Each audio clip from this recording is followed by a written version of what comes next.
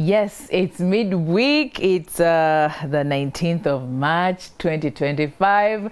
Baniza nyo Mwasuze Mutya, wamunange Stella Nante, ndi no mwami Sam Sendiwala. Ye no the founder and CEO, the man in me, Boys Garage, ngoko gwase ne Girls Garage, ageza koko okulungamya abana abawala, abobwala nabo bulenzi, abobubuka engeri gy'okutambuza mu bulamu atenga tebafunye buzibu bonna. Kwegamba badde n'emirimu mingi nnyo, of course, all over the country, and I think he has traveled in different countries okulabanga kwegamba atulungamizi atuyambako ko n'okulungamya abaana bano mugeremu bendala. Tulinayo birthday nga tetunabagenda mu mulamwa gw'olwaleero. Message egambye Dad Sebugenyi Vincent, presenter at Tropical FM 88.4, Mubende District, wishes his daughter Ariella Najingo Murungi of Kasumba Nursery and Primary School a happy birthday. Yes, best wishes to her life and future. Okay, bwati tata wagambye, and happy birthday to you Ariella and everyone born in this month. Tuwagaliza buwanguzi bwerere. Okay. Mukama wabanga lukesiza olunaku olwaleero lwaki bw'ona omusaba ebintu ebirala tabikuwe bye binamulema ebisingawo ate oba ebitonotono ng'obulamu abukuwadde weewaawo twetaaga ne tumwebaza bannange olw'ekirabo eky'obulamu. Okay, omulamwa ogw'olunaku olwaleero gugamba nti obusungu mu baana, okwekkaanya mu baana.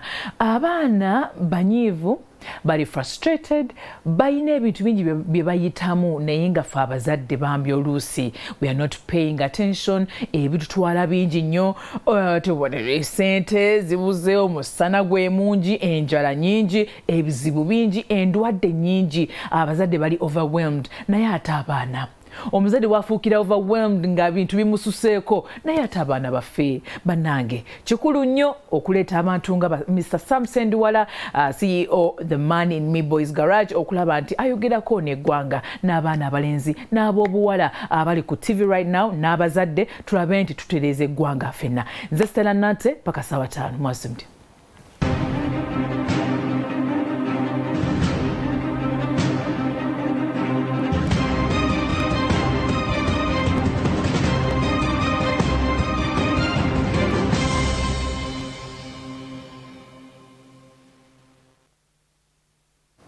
Mwami Sendiwala atwale tunywamu ka chai nangamba nti Stella abantu abasinga bafuna abaana nga babaagala. But along the way, things happen and we get frustrated and everything, and then we pass on that frustration to our children, and then we're not paying attention to the children's needs and everything. Wewa waliwo abazadde abagezezaako yenga agamba nze nkoze buli kimu Stella, I've given my child everything, naye ate omwana ngerawo nga waliwo external factors is contributing nze ku mwana ono okufuna depression, anxiety and frustration and everything. Onaku lwaleero mwami Sendiwala twegaseeko. Nkimanyi nti of course abalayi baffe abamu bakitegeera nti weewaawo parenting oba okukuza omwana tewali kitabo kigenda kuwa guidelines. Ekitabo ekyo bwe kiba gye kiri, ebitabo bingi nnyo about parenting. Omwana watuuka wano ku myezi w'egiti kola bw'oti, wegituuka ku myaka bw'egiti kola bw'oti. But I believe that parents have also their own different upbringing, their own different background. Kwegamba nga ono mwana engeri amuraisingamu maybe gye bamukuzaamu oba past trauma oba past experiences nga zezitidde enkuza y'omwana eno gya passing on to the rest. Anyway, ffenna tuli banjawulo, abaana tulina banjawulo, so tosobola kuŋŋamba nti bannange mwami Sam lwaki omwana wo tomukola bwoti ne bwoti, nze owange olabe waka tukola bwoti ne bwoti ne bwoti. So we are all different. Let us not feel guilty for whatever is happening, but I believe we can help each other. Bw'oba olina ekibuuzo kiweereze ku 0781277701 otubulire endowooza yo. You can just otubulire engeri gy'okikozeemu oba ebizibu by'olabye oba those things that you've realized in your community that really need attention and children need help. Mr. Sendiwala, Mwasuze Mutya. Yes. Mwebale kubaayo aba NTV era mwebale kuweereza eggwanga. Tusiima nnyo n'abalabye eyo yonna basiima. byemukola. Amina amina nkwaniriza nnyo ku programu yaffe eno Enyaba twali tunywamu kacaayi wali osooka kumpita Stella olwo tunywamu kacaayi wali n'oŋŋamba nti munange abazadde ennaku zino tumitinga omuntu ebintu ne bibaawo ne tufuna abaana ne tuzaala omu 2 3 ne tugenda mu maaso nga twagala nnyo omwana ono. Yes. Naye kiki ekibaawo along the way? Abalabi baffe mwenna baniriza era mwebale kulaba NTV abali mu ggwanga n'abali mu nsi yonna. Tukimanyi nti NCV erabibwa mu nsi yonna online ne mu nsi yonna world over. Abannaffe abali mu kisiibo mwebale kusiiba, abasiraamu, abakatuliki n'abangilikani, buli omu mu nzikiriza yonna ng'oli mu kisiibo tubasaba mukiyitemu bulungi. Kakati entandikwa y'amaka yenkulu ennyo. Ffenna tukimanyi nti waliwo unity esinga obutono ennyo mu bulamu bwaffe, and that smallest unity bagiyita family. Family yeforminga community mwe tubeera, era ogenda mu community mbagamba mulimu family ez'enjawulo. Communities zino ne zivaamu what makes oba ne zimeka a nation, eggwanga. Kati we tubeera ne family ng'eri very disorganized, nga buli omu ali ku bibye, abantu tebakwatagana, maama takwatagana, taata takwatagana, abaana bali byabwe, eggwanga terisobola kubaawo. So there is instability in the nation. Kyova olaba tugamba nnyo nti obukulembeze bwonna butandikira waka. Ojja kusanga bannaffe abakulu ba CEO bali bakulembera abakozi 5 3 2 naye nga family y'abantu 5 efuuse ekizibu emulemye. So abaana bano ffenna tumanyi engeri gye tubafuna, tutandikira mu mukwano ng'omwami n'omukyala. Era ffe tutera okugamba nti kyali kya Bayibuli kyokka omwana yekka oba omukyala yafuna olubuto. Mwoyo mutukuvu yali Mariyamu. Batugamba wadde Mariyamu yalina bbaawe Yosefu, naye batugamba nti olubuto lwali lwa mwoyo mutukuvu. Era tulowooza nti ekyo kyokka kye kituufu. Abantu bonna abalala okuggyako nga bakurepinze oba defilement, bonna ekintu ekyo tukituukako nga tutegeera. Maama oba omwami ono n'omukyala mugenda okutuuka mu nsonga mutandika na mukwano nga muli basanyufu nnyo. Era ffe tutera okugamba tusinkanamuko ne ku baami n'abakyala tubagamba byonna mubikola, naye oba omanyi ekijja mu maaso awo. Mu ssanyu waliwo ekijja mu maaso awo, naye olina okuba ng'okyetegekedde. Olina okwetegekera. Omukyala waba afunye olubuto olina okubeera responsible enough. Kubanga ffenna tulina engeri gye tuyinza okupreventinga okufuna oba olubuto oba okukola ki out of excitement. Naye ebyo byonna nga bikoleddwa, omwana najja, olumu bajja nga tubaagadde, n'omukyala ono ng'olubuto olufunye, wabaawo ebimu science yajja, technology yajja, oba toyagala olina ekyokukola, but mu mateeka tekikkirizibwa. Naye ng'okkiriza n'okiteeka in nti kizze, olina okwadjustinga, okyusaamu. Omwana ono waabazze along the way ne mumufuna, taata ne mutakwatagana. Abasinga batera okutambula buli omu n'akwata lirye mu busungu. We baawukana obusungu buba bungi. Kati maama waagenda n'omwana ne taata n'akwata lirye, omwana ono gwe muba muleese wakati wano ye aba talina musango. Abaana bangi babonaabona ku lwa decisions ze twakola ku lwaffe. Tebaaliyo nga tukola decisions. So along the way bintu ne bijja nga bizimba, omwana atuuse okusoma, we tubatwala mu nursery school, okujjako nga curriculum n'agikyusaamu bannaffe abatukulembera, ne mulekeraawo okusomesa abaana nti family is made of father, mother and children. Kubanga amaka agasinga kati galimu mother and children.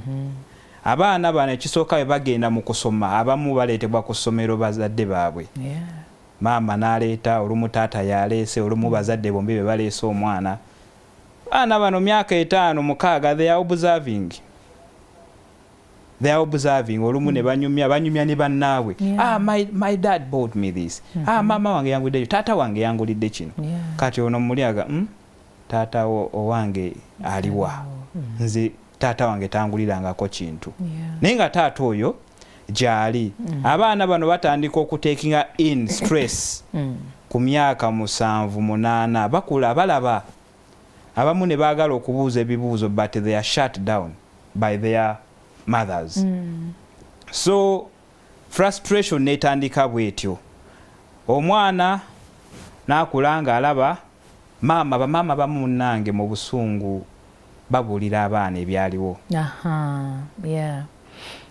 namugamba muteeka mu nsonga zammwe nti oba baali baŋŋamba nkujje namu omwana anategeera nti okujjamu olubuto kitegeeza nfe nali nina okufa kati omwana n'atandika okukoza obusungu obwo naga kitegeeza omusajja ono yali tayagala mbeerewo era abaana abasinga kati boogera ebintu bingi nnyo n'obusungu omwana n'agamba ku myaka 8 Uncle Sam, I have a lot of anger management issues. I'm stressed. At 8 years. At 8. A young man is stressed. I know. Naye nga akugamba, you might take it for granted. Frustration kweri ku face. Naye nga weewuunya gye kivudde naye ng'omulaba, kakati omwana oyo agenda ku ssomero. Ekisooka ewaka, embeera, ali awo, everything is a mess.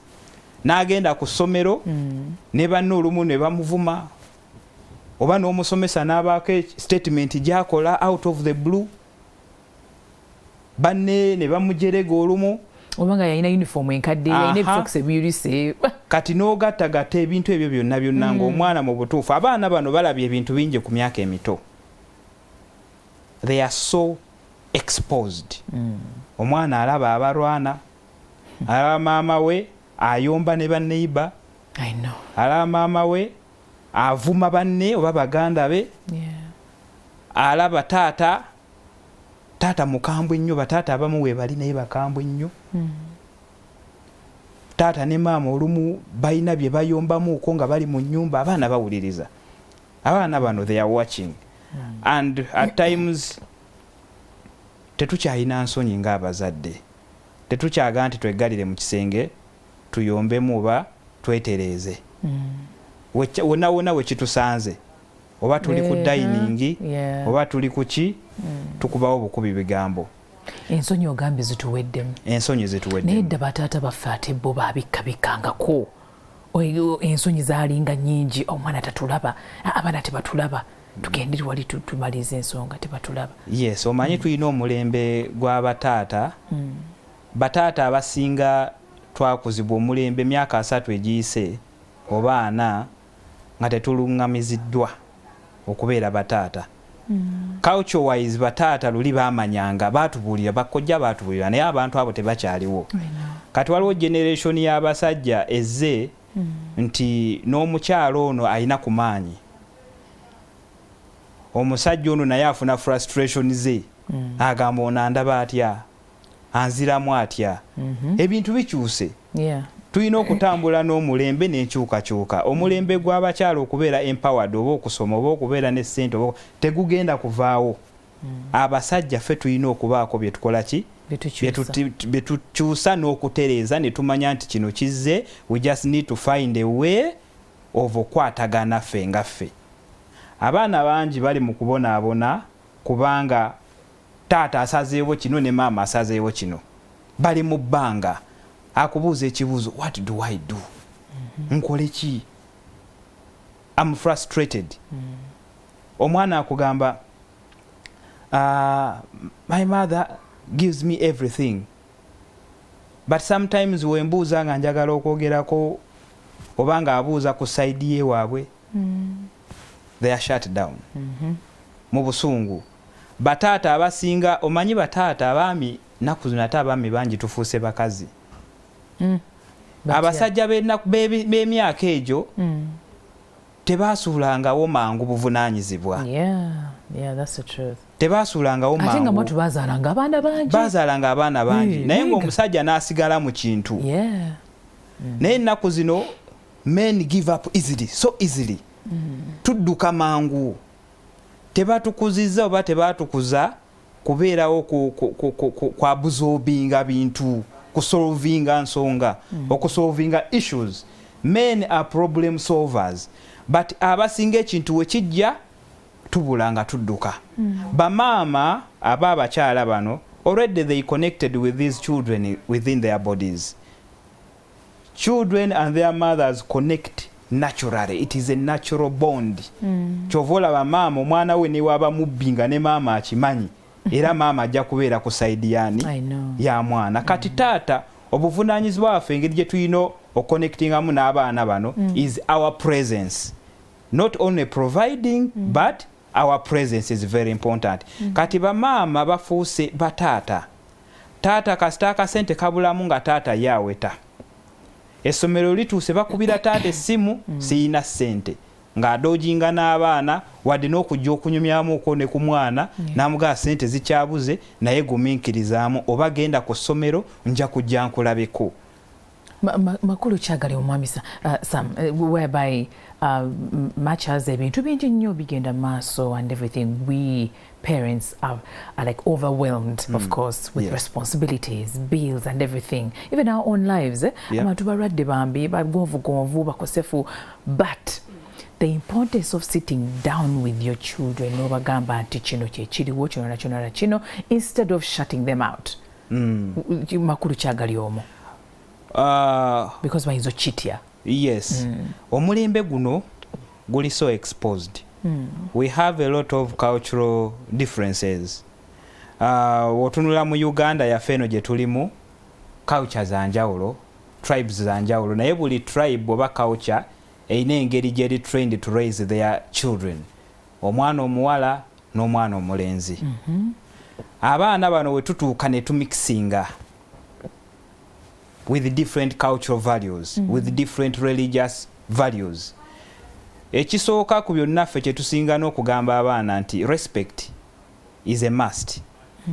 Oba omuntu wa ddiini ki, oba mu katuliki, oba mu kristaayo, oba mu siraamu, oba mu Seventh Day, ffenna tetusobola kubeera mu society nga tulimu basiraamu bokka. Era wogenda e Bulaaya mu Bawarabu abakristaayo gye bali.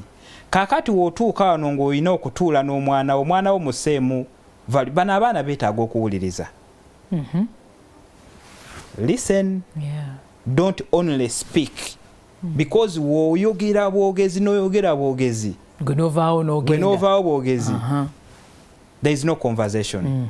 Kyobola abazadde abasinga tubagamba nti omanyi omwana waweze emyaka 10 omwana oyo tuulako naye ne woba olonda ssomero mutule naye omugambe I want to take you to Kabojja Junior School.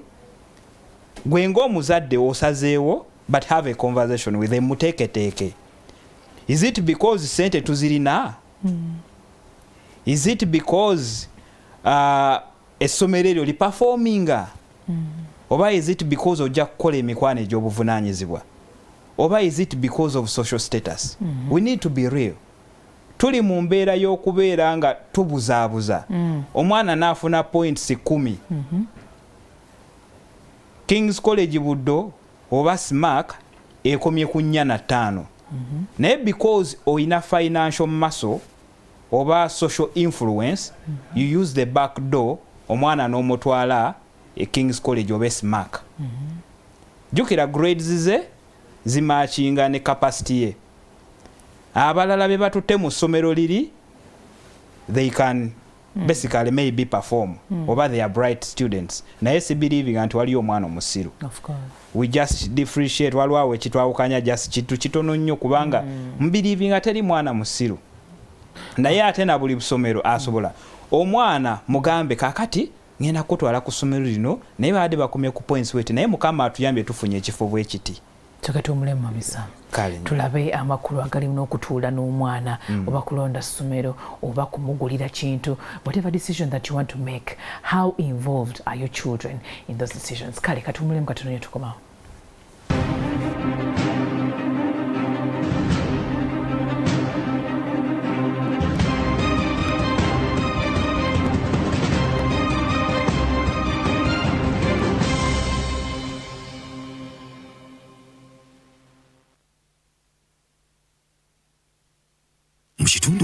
okuwangaalira okumpi n'amazzi agalegamye ensiri we zizaalira omusujja gw'ensiri we gwekwese nga gulindiridde okukulumba naye tutya kubanga wazzeewo Mr. Vaxa omukuumi ow'enkomeredde eri omusujja gw'ensiri emyaka mingi kati ng'omusujja gw'ensiri gwa bulabe nnyo eri abaana abali wansi w'emyaka 5 nga gubanafuya era obulamu bwabwe ne gubuteeka mu matigga wabula kaakano gavumenti ekwanjulira ekyokuddibwamu ekyenkomeredde eddagala erigema omusujja gw'ensiri eddagala lino erigema omusujja gw'ensiri ligattiddwa ku nteekateeka y'okugema abaana okwa bulijjo eddagala lino liweebwa mu ddoozi 4 ku myezi 6 emyezi 7 emyezi 8 n'emyezi 18 eddagala lino lijja kuwa obukuumi obw'enjawulo eri omusujja gw'ensiri ogw'amaanyi wabula teweerabira nti okugemesa abaana okwa bulijjo kubatangira endwadde nnyingi zinnamutta buli ddagala erigema lya mugaso genda ku ddwaliro erikuli okumpi ofune empeereza y'okugemesa abaana Mr. Vaxa eddagala erigema omusujja gw'ensiri lya bwereere teririna bulabe era litegekeddwa okukuuma abaana baffe oneegatta ku lutalo luno n'omalayo ddoozi zonna 4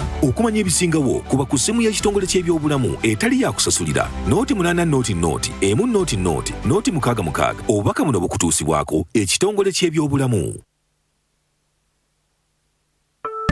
YoTV Channels App ekuletedde ebisanyusa ku miwendo gya wansi ddala. Nyumirwa programs osinga okwagala omuli firimu, omuziki, ebiyigiriza, katuniza abaana kosa n'ebyemizannyo ku siringi 10 zokka buli lunaku nga tekugirako ne GB 4 eza data ku bwereere. Kino kisufu ku siringi 2500 zokka tukuterako GB 10 eza data nga zino za wiiki nnamba. Si ekyo kyokka bwe weeyunga ku YoTV Channel App tukuwina ku ssatu ez'obwereere n'onyumirwa paka kuwulira bubi. Kati n'olinda ki? Funa YoTV Channel App kati okuva ku Google Play oba App Store ku simu yo. Ku YoTV Channels App osobola okulaba n'ozeemabega n'orikodinga oba n'opoozinga. Kati nyumirwa ne YoTV ku miwendo gya wansi ddala.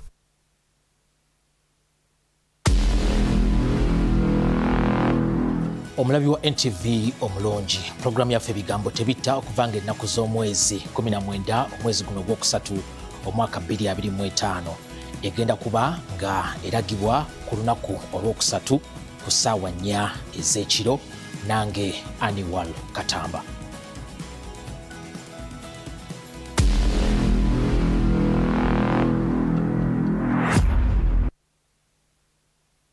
On the next episode is brought to you by... With 3 delicious flavors in the 300 ml and 500 ml bottles, there's an honor for everyone. On the next episode... I hope you understand. I honestly don't want to talk about that side of mine. If you don't mind, we can leave that story aside. It's okay, dear. I'm sorry to remind you about the painful past. Tell me, I'll do it. Really? I promise. I want you to marry me. What is that you're talking about? That is damn impossible. Why? You know, I'm a married man. Who is she? And where are you coming from? On the next episode... With 3 delicious flavors in the 300 ml and 500 ml bottles, there's an honor for everyone. Wefunireka honor at an outlet near you. Babe, more honor, please. Katuongere honor. Freshness you can taste.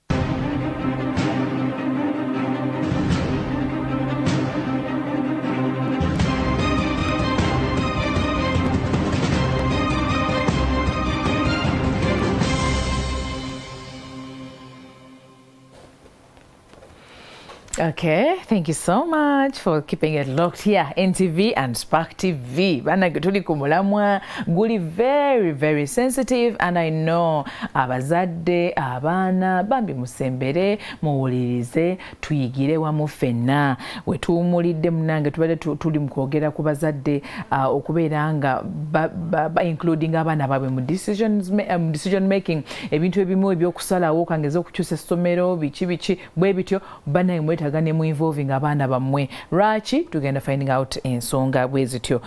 Tulinawo vouchers. Yes, vouchers here. UMC, yes, Victoria Hospital.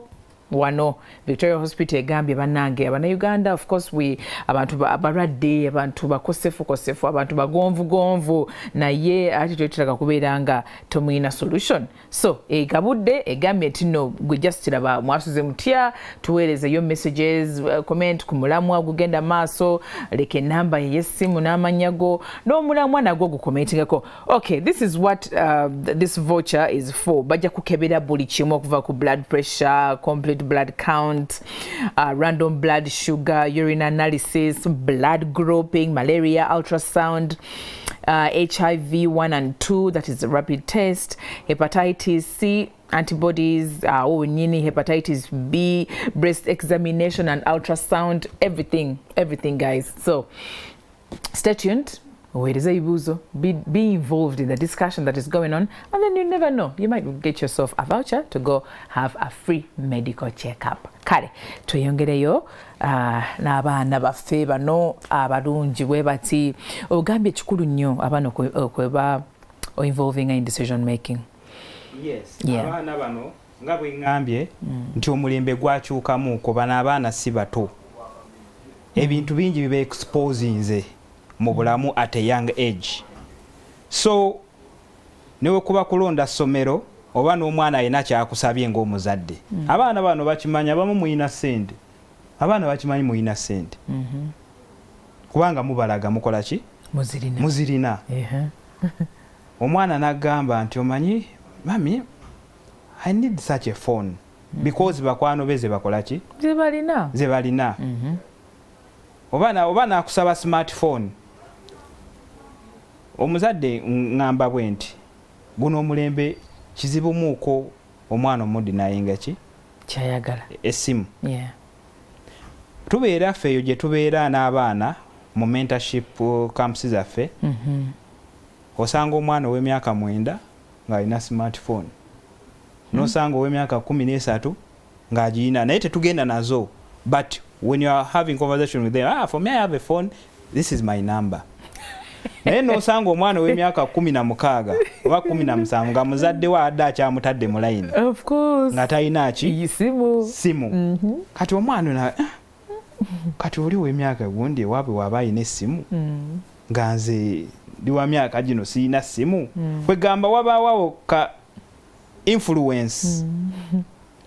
Sometimes it is about capacity. Omuzadde omanyi n'essimu ennaku zino za layisi naye omwana ono agenda kukola engeri yonna okuteekawo embeera yonna oba akubba asobola okifuna. Abazadde mufuuse very open eri abaana bammwe. Omwana omuwane mobile money password. Omwana kyangu nnyo okukwata ssente zo n'azitransferinga n'aweereza gwaweereza n'afuna kyayagala. We need to set boundaries. Mu conversation zino omwana waba ayina kyayagala mugambe okay oyagala nkole kino naye gwogenda kumpa ki? Yes, what are you giving me in return? Is it discipline? Ogenda kubeera wampisa? Is it performance? Because byebyo omwana byasobola okuwanga omuzadde. Ate biteeke essira. Ate obiseeko ki? Yes, they're priceless. Yes, because ongamba, for me I want to go to this. I want to do this. Okay, what are you giving me in return? We need to start a conversation. Kuteesa. Naye oteesezza otya? Njagala obeere mwana wa mpisa. Kati taata oteekawo conditions zo ne maama. I want you to be a disciplined young man or a disciplined young lady. Promise me that they will never call me because of indiscipline. Promise me that you are going to be paying attention in class. Omwana oyo muteesezza omulaze nti alina omugaso. Naye buli we tukola decision nga tulowooza tukolera decisions baana bato. Jukira omwana ono si gwe wekka ayogera naye. Gwe ng'omuzadde olina okumanya omwana wo si gwe wekka ayogera n'omwana wo. Abaana bana bamu babeera ne board meetings ku ssomero eyo gye bawangaalira mu gurupu bwabwe. They have their own board meetings. Waliwo omwana yanga last time we were at school having a conversation and we're like, but you guys, do you know that we are wasting a lot of time at school, in school? As Nemuga tell me conversation here later. One of our colleagues told us that the richest people in Uganda are not educated. So what are we doing here? And then there is no professor that has a building in Kampala, as in the PhD holders. And then the biggest percentage of the educated people are jobless. So what are we doing in school? Nenga, they are in one of the best schools. And I remember that boy, Baliba candidate was senior for the high-end schools. And somebody is confusing them. Waliwa abaana nga banganda zaffe baba family balaba obwana wo a progressing bulungi discipline wise character academically ne baleetamu some contaminating conversations chovola bana ffe wetubeera nabo tubagamba you need to manage what we talk with everybody around you. So omwana mu involving mu conversation muteese ku ssomero, but put some conditions. Woba mututte mu ssomero, omwana agende mu ssomero nga naawe asiimye mu ssomero gy'omututte. Agenda kufokasinga, agenda kusoma, ateekemu amaanyi gonna.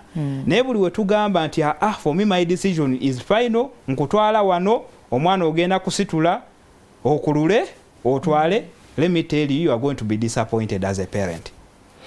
Okay, ndabye amakulu wano otogedde ogenze ogenda tekamu a little effort you as a child because to discuss inze and everything is clear, there is transparency. Omwana ono agenze now omwana oyo lwaki finding okay, why do they find it hard to involve the parent when they perform badly, when they want to take arts and the parent wants sciences? Lwaki ate bo tebakyusa ne bagamba let me be open to my parent and talk about this? Awo obuzibu obubeerawo tulina challenge gye bayita ffe ku Man and Me tukozesa era we tusinkana abazadde baffe tubagamba connect before you correct. Woba oyagala omwana wo soko connectinge naye wo connectinga stera wo connectinga ne muwala oba mutabani wo ofuna engeri gy'omusika kasito connectinga n'omwana musobola okuhavinga kye bayita conversation.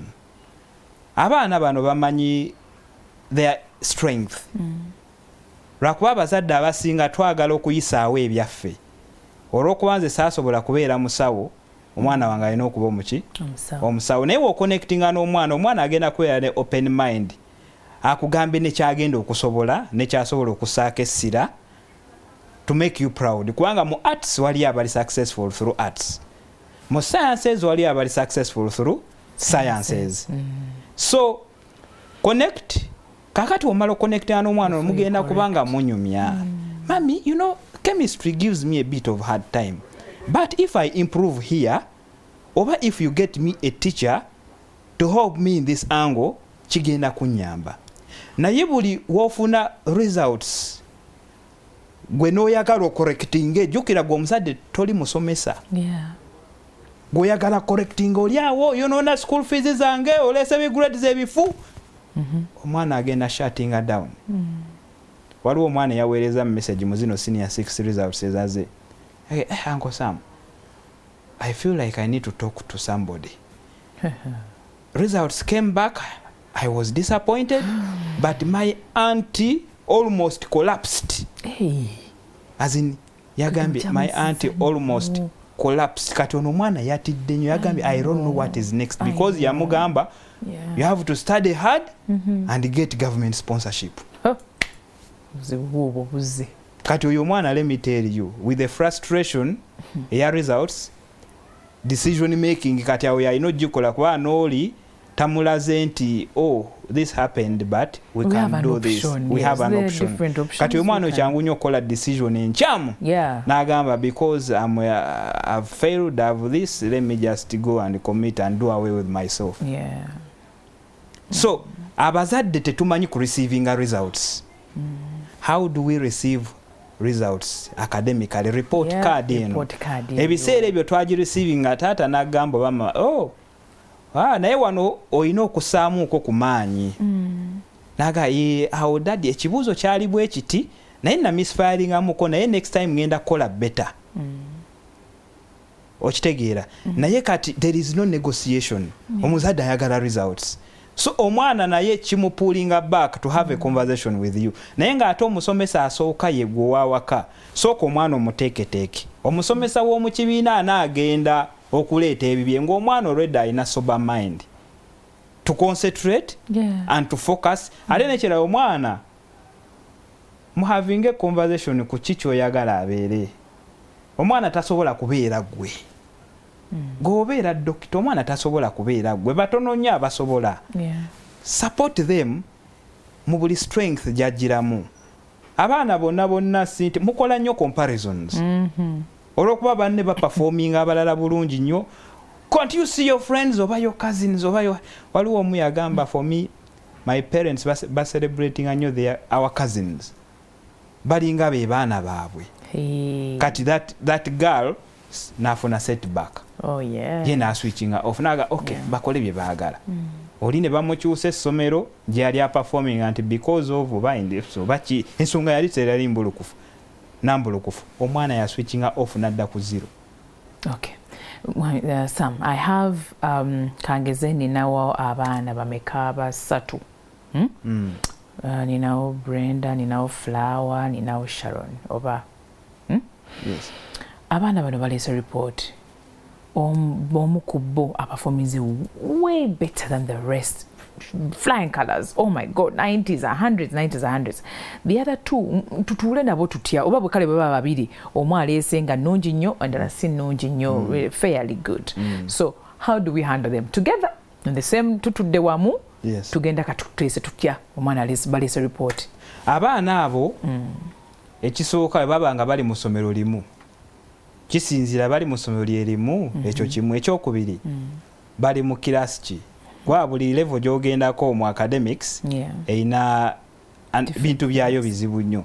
Toyinza comparinga mwana ali mu primary na mwana ali mu O level na mwana ali mu A level. So kati awe wabeera enjawulo naye batuuze obagambe nti wewe bali mu kirasi za njawulo nti how did you manage? Ono omulala mubuuze what is taking much of your time? Is it the sitting position in class? Oba mikwano gyo gikusumbuwa nnyo? Omwana ajja kubeera open enough. Waliwo ajja okugamba nti ebintu bizibu oba sitegeera bulungi nnyo wembeera ku lubaawo. I can't get things first time. Bali mu kisulo oba bali mu dde? A performance obulungi ali mu kisulo bano bali mu dde? Okitegeera? So oteekawo embeera nono agezeza kwanga abaana bonna tebasobola kubanga amagezi gegamu. You don't have to compare. Katonda ayinza okuwa abaana naye ng'olinamu kasazo nga kasazo mugezi najja kuwa n'abali moderate abalabiri saaga byuga naye ffenna mu tukimanyi nti obulamu bwe butyo nti mu famire yonna kizibu nnyo okusanga ffenna tuli ku level y'emu. Katonda alina engeri gy'atuwaamu abaana bano naye omwana oyo kasita aba mulamu nga si muguwa ddalo asobola naye okubaamu kyavaamu mu bulamu. So baseewo banyumyemu nti how do you eat at school? Which time do you use to revise? Do you have a discussion group? Ojasanga oli nga balina discussion group. Ojasanga ono nga yayagala ku revisinga yekka. Then kakati abo banne basobola okumuwa kuki ku advise and they progress mpola mpola. Naye toteekawo mbeera ya comparison, toteekawo mbeera nti kubanga obona ali mu ssomero, it depends. Essomero gy'oba batutte ne kirasi gye balimu nga bwegambye owa primary tosobola mu comparinga kwaki wa tusanze abaana bangi nga primary they were good performers. They get to secondary ebintu ne bikyuka. Ate ne osangayo ne bano nga ye omwana abadde asoma nnyo abadde mugezi nnyo abadde afuna buna n'atuuka mu national exams n'afuna 5 ba 6. Abaana bamu they get depressed. I know, right? Kubanga even the expectations of the parents were also too high. Kati nawe badde ofuna bunda kati ndo mnange tuswaza ke kana kaseera. Jukira national exams ade bakumakinga bulijjo sibe bagenda okumakinga. So pressure netandikirawo. Oh, I'm disappointed. Surely kati omwana afunye abadde afuna buna afunye mukaaga ogamba otya you are disappointed. Omanyi statement zino ze tukola ng'abazadde zikyankalanya abaana. Kati omwana agamba my mother is disappointed in me. Now if my parents are disappointed in me, oba n'omusomesa yamugaye, we expected a 4. But now wa comparing byombi atandika okuluzinga ki confidence ne moral. So comparison eno nayo si nnungi, buli omu mutwale mpolampola, but you need to find a collective decision. Naye ng'oteesezza, be open enough n'omwana wo, muteerewo embeera nti osobola okumuwuliriza. Don't only speak. Naye nawe wuliriza ki omwana. Banyabo ne bassebo tuwuliriza abaana baffe. Abaana balina bingi ebibalya. Balina bingi ebibalya. Wetugenda mu maaso awo tujja kwogera ku some of the real challenges ze ba facing. Maybe mu nyumba ye ojja kubaako byogezaako okucekinga olabe. Of course. Okay. Right now, what you were mentioning is somewhere the language that we speak at home directly or indirectly affects these children, the way they behave and everything. With the different backgrounds gye tuva, omulembe gukyuse, buli family abasomye mwebali. Ate ffenna we tuzze okubeera mu KPMB, Kampala Metropolitan, ne tulowooza nti oluzungu lwe lukola. Otuuka ennaku zino abantu boogera nnyo oluzungu. Ku ssomero batugambanga no vernacular. And ku ssomero it is okay to use English because a school is a collection of different backgrounds of people. Mulimu abali international, mulimu abava eteso, mulimu abava mu East, mu Central, nawa wonna. Of course. We need to find means of communication. The common ground. Common, which is very okay. Naye era ojja kusanga ka group akava mu area yako, mu leisure time yako, they are speaking their language. When it comes to the language we use, ekisooka ewaka wabeerayo ekizibu. Abazadde abamu tebamanyi kwogera n'abaana baabwe. Tutera nnyo gamba abaana bano nti when your parents get back home, their home or house is they want a peace of mind. Because they have been stressed at the business, they have been stressed at the workplace. So basically the only place that they would get a peace of mind is home. And they want to return home welcomed, tebagala kutandikira mu ntalo. Naye we tutuuka ewaka era twogera oluzungu lungi. We speak a lot of English at home.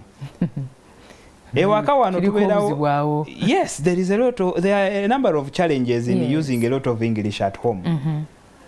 English has some bit of democracy. A lot of democracy. You are speaking something, you are communicating this as a parent. The child is saying, but daddy, but mommy. Twakula tumanyi nti mutabani oba muwala wa kojja wange abeera mwannyinaze. Nti omwana mutabani wa ssenga wange abeera muganda wange. Naye tulinamu embeera ya cousin, my cousin efuuse obuzibu. Ate kati mulimu ne first cousin, second cousin, third cousin. My cousin. So long as she's not my sister, that one can be my girlfriend. Abaana bali mu kwerya. These young people are sleeping with each other in the name of cousin. We speak a lot of English. We want to encourage parents that even in your communications, in the anger issues, don't call your children names.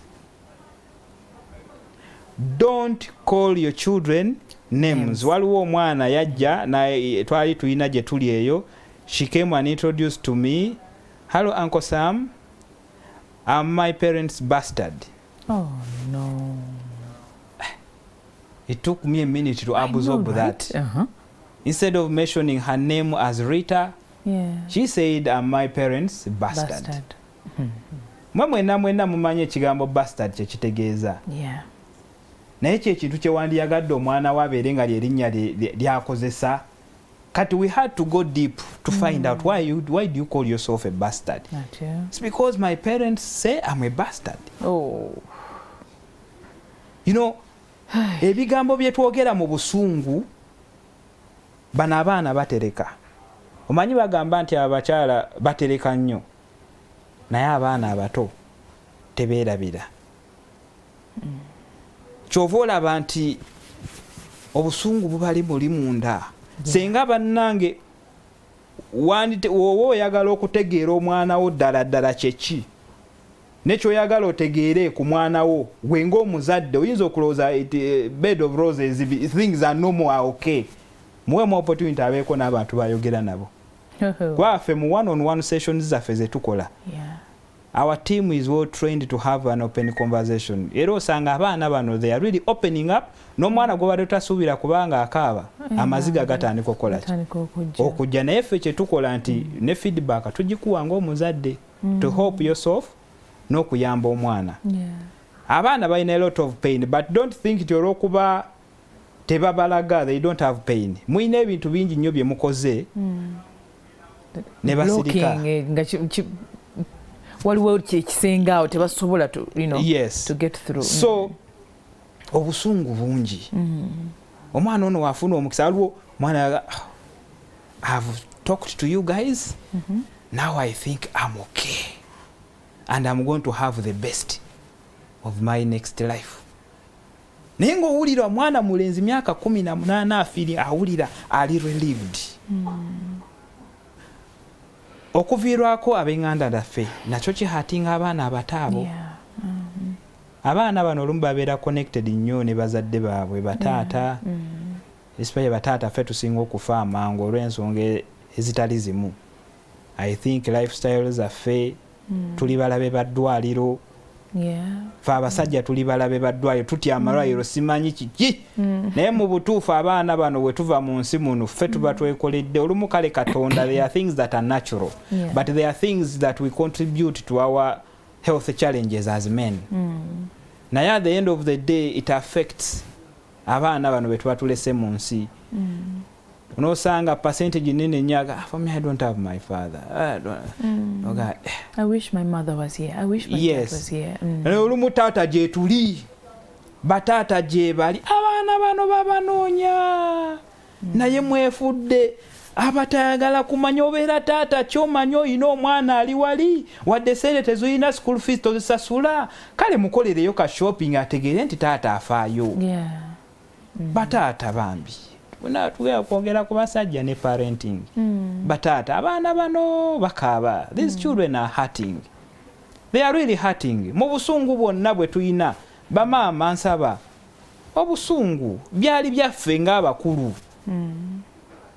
Let's not involve abaana. Taata waaba awuliranga ayagala okugezaako oba ayagala muleke akole ki agezeeko ne muba temukyali mwenna muwe space agezeeko naye toteekawo mbeera eno because at the end of the day abaana abo pulaani ze balina mbi nnyo nze waliwo omwana eyaŋŋamba tell my mother that she needs to actually yalina mwana bombi ndowooza baali bamukuba nnyo olwokuba yali omwana omulenzi ewaka yekka abalala bawala baliwo bakazini bambi omwana oyo naaga omanyi buli we bajja nga bandoopa amazima mba siina musango gwe nkoze naye olw'okuba bali balowooza nti olw'okuba ye mwana omulenzi for them they assume nti ate okuba alina eddalu ne binaabikola naye bakubanga omwana ako omwana ekyamu ekyako natandika n'okudeterioratinga lumu aba ali awo naaga I need to talk to you ne mbagamba yalina kusomero munnange ne mbaga omwana oyo mumugyeyo okusomero mumuleete ekyamba bambi taata we yali mukwano gwange n'amuleeta ne twogera. After the conversation I had to summon both parents. Naye ng'omwana buli kyeyamyeshoninga naye nga ebimu bya happeninga myaka 6 emabega myaka 4 emabega myaka 3 emabega ng'omwana abiterese naga nti bagambe let them stop, if not something will happen. Kati mulini muga let me hope you are not threatening to do anything stupid. Let me tell you bana abaana suicidal thoughts zibali kumpi nnyo. Kakati gwe muliwo oba oyagala omwana wo olina okusalawo wakati w'okulaba omulambo oba n'okugezaako okubaako byotereeza n'omwana wo. Because bano abaana bo suicide eringa ekyafuuse ennomo. Obusungu bungi, abaana tubayigiriza empisa. Ffe tuyigiriza nnyo abaana obutalwana. Ne baba olyako kyokoza ne waba ng'owulira olina amaanyi omuntu ayaga tubagamba don't fight. Abaana balina ebirwadde bye mutamanyi ojja kuba omwana w'abandi ekikonde akola kusingiraawo. Era ffe abaana babeeramu we manage anger issues. Ffe abaana baffe tubasomesa nnyo how to be street smart. N'okumanaginga obusungu obutarwana. We do a lot of things in mentorship. Okay. Yes. So ketumule mukatono nyo kirungi ntwaliyo camps wezityo abaana gye bagenda ne bawuliranga at least bayina omuntu gwe beesiga gwasobola okwogerako naye. Kale katuwumulemu ebibuuzo ebyo biweereze ku 0781 277701 tubirinze. Kale katukomewo.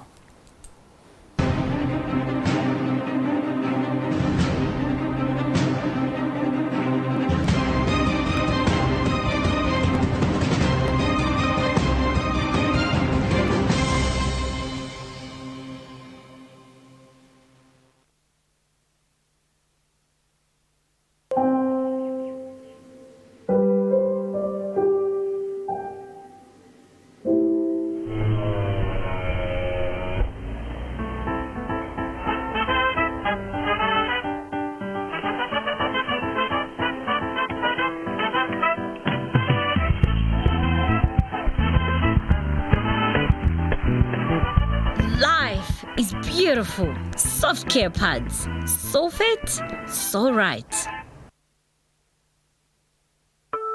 YoTV Channels App ekuletedde ebisanyusa ku miwendo gya wansi ddala. Nyumirwa programs osinga okwagala omuli firimu, omuziki, ebiyigiriza, katuniza abaana kosa n'ebyemizannyo ku siringi 10 zokka buli lunaku nga tekugirako ne GB 4 eza data ku bwereere. Kino kisufu ku siringi 2500 zokka tukuterako GB 10 eza data nga zino za wiiki nnamba. Si ekyo kyokka bwe weeyunga ku YoTV Channel App tukuwina ku ssatu ez'obwereere n'onyumirwa paka kuwulira bubi. Kati n'olinda ki? Funa YoTV Channel App kati okuva ku Google Play oba App Store ku simu yo. Ku YoTV Channels App osobola okulaba n'ozeemabega n'orikodinga oba n'opoozinga. Kati nyumirwa ne YoTV ku miwendo gya wansi ddala. Assalamu alaikum wa rahmatullahi wa barakatuh. My name is Sheikh Abu Shafiq Ismail Alwasa, the Chairman, Board of Directors, House of Zakah and Waqfu Uganda. In Islam, Zakah is a special source of hope, purity, and blessings to both the rich and the needy.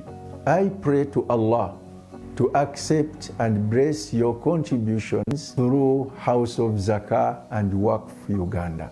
House of Zakah and Waqf Uganda. Pay your Zakah. Get purified.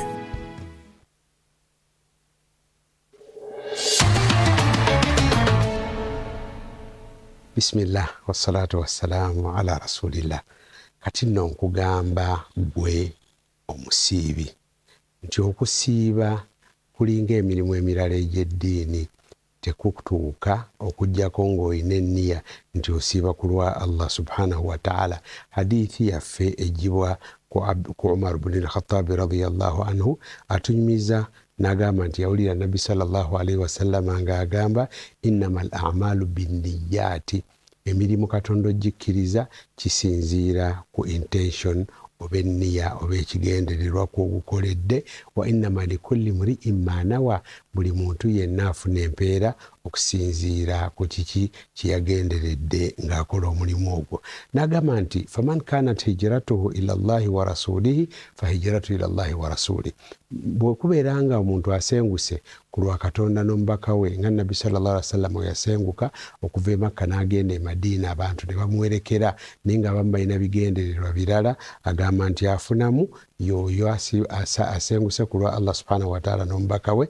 Waman kanat hijratuhu liduniya yusibuha aw imra'atin yankihuha, naye aba asenguka ng'omusajja omu eyalaba nga omukyala asengusa agenze e Madiina n'asenguka okugoberera omukyala, kati oyo afuna ekyo kyennyini, afuna mukyala era kwakoma tafuna mpeera za kusenguka.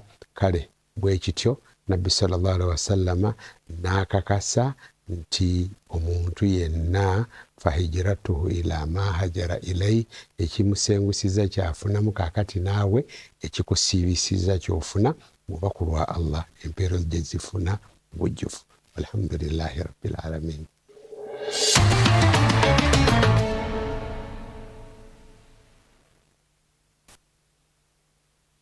On the next episode is brought to you by... With 3 delicious flavors in the 300 ml and 500 ml bottles, there's an honor for everyone. On the next episode...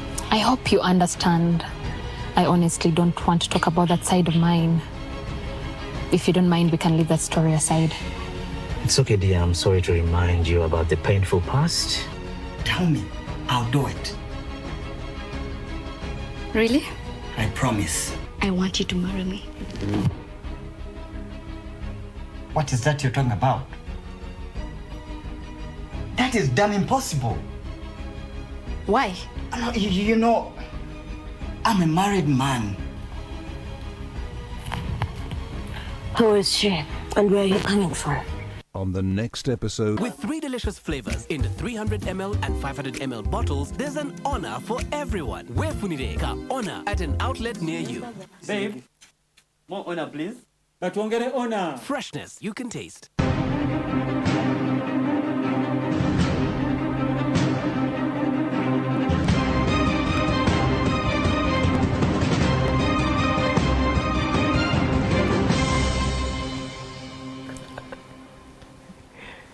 Okay.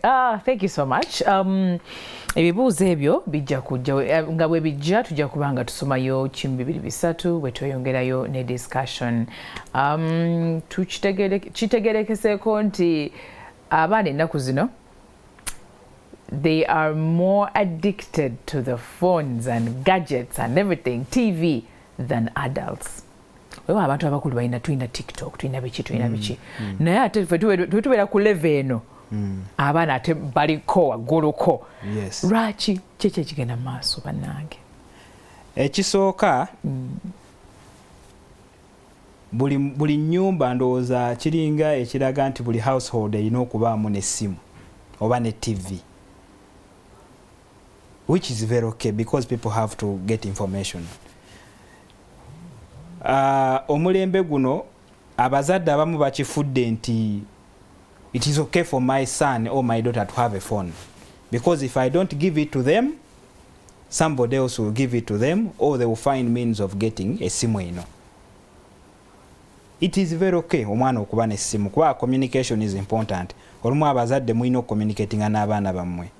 Lwakuba ate nawulira nti ate waliwo n'amasomero ate agakkiriza n'abaana boarding school naye abaana bakkiriza okuba n'amasimu. The level of concentration eyinza okuba less but that is the actual, it is what it is, kyekiriwo mu nsi. Naye abaana tulina okufinding a way of connecting ng'abazadde. Ffe tugamba nnyo nti we mubeera ewaka mufuneewo ku budde nga ne TV teriiwo teriiko n'essimu muzisa side munyumyemuuko interact. Abaana bano encouraging okukola ebintu ebirala ng'essimu tebali kumpi obanga ne TV teriiko because mulina okunyumyamu ko ennaku zino abo tetukya connecting at all. Okimanyi nti waliwo ebizibu byetusanga ng'abazadde ng'oyagala kutulako n'omwana njo olina abatulaba they can relate ogatulako n'omwana naye omugamba can we just talk for a couple of minutes naye nga already yakivuddeko dda ayagala kudduka wabweru bw'omugamba genda ozanyi ate ayagala genda ayagala mami no TV phone gadget no like the video games addiction eyo bannange eyina ebirwadde byereeta. The phones abaana omwana atuuka abazadde abaana mbawe essimu you need to control. Omwana kasitaba nga akyasula mu nnyumba yo you still have the authority and the powers to control some things. Nti wabeewo obudde bw'essimu especially abaana bali below the age of 18-20 wadde 18 according to awala abaakuze but waba akyasula wo you can still manage. Omwana abeeko n'obudde obw'essimu. Omwana yenna abazadde kyemmanya abaana bamwe abasinga balina amasimu waba agenda mu kisenge kye okwebaka withdraw the phone. because abaana bano babeera ku ssimu paka ssaawa 8 ssaawa 9 ssaawa 10 abaana tebakyawummula ne bawummula kitono n'awummula kitono essimu zino these are electronics zirina engeri gye zaffectingamu obwongo bwaffe kyovola batugamba kyovola nga bwe bagamba nti omukyalo w'olubuto tajja kuyita mu kyuma kiri ekya security gadgets kyovola baga mu nzikiza nga amatala tegaliiko they don't advise you okubeera ennyo ku ssimu kubanga light eno erina engeri gyegenda okwaffectingamu amaaso go abasawo ekyo bakitegeera bulungi nnyo so omwana beebase naye ali ku ssimu ali ku TikTok oba ali ku ki effect obwongo na bikitufuna challenges so abaana balekeddawo okulowooza abaana balina awulira kiri n'agenda n'akiresearchinga n'akiresearchinga osanga omwana ng'alina ebintu bya researchinze omwana n'aresearchinga ku suicide but this is true guys this is true like information like is here in the palms of our hands. Yes. You understand? So buli kimu ajja kola research we amutegeke bulungi nyo step by step. What you're saying is true. Omwana researching how to deal with my simanya my friends that are this, how to handle my mother, how to waliwo gundi eyetera okuwa answers ngekuwa question ne answers. Abaana balina a lot of information nafa abazadde gye tutamanyi nti bagirina. So tugamba to managing a gadget. Sometimes when it is TV, to watching a TV, but also let's focus on what they are watching. Let's manage. Let us not give a lot of freedom to these young children. Okukola buli kye baagala. Lwaki omwana wabeera n'essimu mu kisenge n'okunkona ng'omuzadde n'oyingira oba kale n'oyingira lwaki agikweka? Kubanga aba ayina ebintu ebitali bituufu byabaddeko. Byabadde alaba waaba atalaba pooni ayina ebintu ebirala byabadde asomako kyovola yes nga si bituufu kyovola abazadde abasinga tubagamba nti tekinologi yajja omwana wo beerawo abruptly muge first of all with your phone I want to make a call abruptly. Not by the way, let us be at home and you are my child first things first. Yes oli mwana oli mwana. So when kugamba nti give me your phone just for a couple of seconds I need to see something. Omwana kubuza why do you need my phone? That is the English I talked about. That is, you are speaking a lot why of English. Do you need my phone? I'm like, excuse me. I need your phone to just have a I bought the phone. Waliwo rights. No. That's my son's phone. I don't touch it. Privacy. We respect each other's privacy here in this house. That is where privacy it all is going to turn starts. into problems. These young people are exchanging a lot of information. The videos, the porn, they are reading a lot of things. So just do an abrupt check. You are there with them. Hey, pass on me your phone. I want to. You can either decide to move away and do what you need to do. Also, waliwo abalala nga bo asobola okubaako system gy'akozesa to always monitor what is going on. So that when something is wrong, you have a conversation that I'm going to withdraw this phone because of A, B, C. Your conversation gye nagambye. Have a conversation with your child and set conditions. When you connect, you are able oba connectize n'omwana wo oba oyina ebintu by'osobola okuyisaawo mpola mpola wansi ng'omuzadde. Ate oba oyogera n'omwana ono yogera mu lulimi lwo. Toyogera mu luzungu, yogera mu lulimi. Omwana mugambe nti omanyi kakati mbadde njagala tukole bwe tuti. Kimugambe mu lusoga waba musoga, kimugambe mu lukiga oba mu lunyakole waba muki. Ensonga yo nga taata oba maama oyina ensonga yo gy'oyagala eyitewo. Ebintu ebigumire mu nnimi zaffe ez'ekinnansi. Communicating mu lulimi olwammwe olw'ekina. Don't communicate in English. English has a lot of democracy. Tovola omwana ojja musabe say, but this is my phone. But this is my phone. This it has a lot of privacy. That's where the issue. Yes. So communicate, even if it is you the husband and you want a point to get to your wife. Yes. We dated in English. I vibed you in English. but at some point ovola abamu tubagamba kwana mu lulimi lwotegeera omuntu aba lutegeera so that ategeera ensonga yo oba omulimba mulimbe bulungi oba omugamba kituufu kimugambe uki but bwe twekwana mu luzungu ne tudda ate ne twogera oluganda obuzibukola ki English. Yes, so but Mr. Sam, yes, ensonga nkulu nnyo. Waliwo ko a story I saw it somewhere on social media. Yes. It went viral. Why? Omuzadde ono, she's a single mother, so she had gotten a boyfriend. Yes. And they moved in together. Now, lumu mwaitawo emyaka ndoza ng'esatu. Lumu omukyalo n'agamba omwana mpa ku simu yo Justin ndabeko. What are you up to? Give me your phone and I check. Omuzadde n'atula mu simu n'atula ne mu chats. Ogenda okusanga boyfriend gwe yaleeta ewaka ng'ate yakyatinga n'omwana si kibi. Naye baali bakyatinga ku ki? Omusajja ono omukulu ogusajja ogukulu nga guli mugamba mwana njagala kukwata wano ojja kuwulira bwoti ne bwoti, njagala kukwata bwenti, njagala kukola bwenti ne bwenti ne bwenti ne bwenti, ebintu eby'obuswavu. Kakati omuzadde ono agamba bannange bulijjo ebintu bigenda maaso mu nnyumba eno nga simanyi. Naye omwana no yatya n'ogamba maama we bigenda maaso. She feared. But watch omwana oyo yatya. That's also another thing to research about. Then omusajja ono appetite, but really time y'okuteeka mu mwana ono the kid is 10 years old. Oh. Kiri ku social media right now. Emyaka 10 kati omwana ono yalinga replying nti nedda ekyo sikikolangako. Nedda ono nga nedda tebijja kuluma tebijja kukola bwe bati nze 10 years old with a 40+ year man. That's where we are now right now. Abasajja tetukyalina nsonyi. Kyova olaba n'etteeka ndowooza terikyali ku sayidi ya musajja. Naye obuswavu bungi nnyo muli neebuuza kati omusajja omukulu ng'osobola okugenda ne ku street omwana ow'emyaka 10 omunoonyaako ki. Naye nga yensi byebiriwo kwa era ogenda eruzire eyo ne bagamba oyo wa myaka 7 naye yakwata omwana wa myaka 4. Ne weebuuza kiki kino. However, one of the things we really teach kyovola abazadde embaga mugenda ne mulowooza abaana bano bato. Omwana myaka 7-6 si muto according to the exposures eziriwo nti olaba ne TV cartoons ezimu nkyamu. Yeah, right. Cartoons ezimu nkyamu. So omwana tandika okufuna conversation. Nze nkugambe tubeera ne conversation n'abaana b'emyaka 6-7. Naawe ne weewunya n'ebibuuzo bye bakola ki? Bye bakubuuza. But the best thing you can ever give your child, let them be street smart. Mugende mu researchinge ku kigambo street smartness.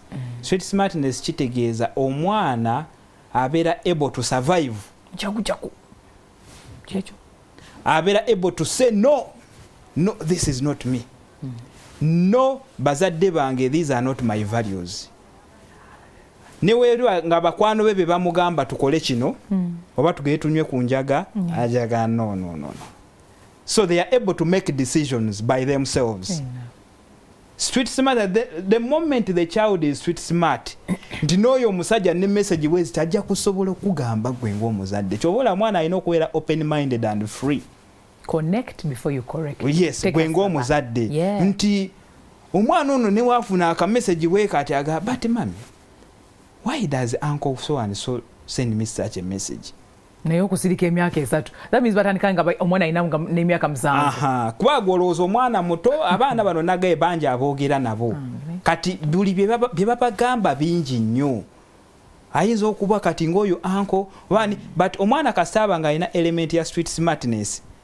Omwana wo ne bamugamba nti ninawe bakakadde kamu njagala kukola reverse.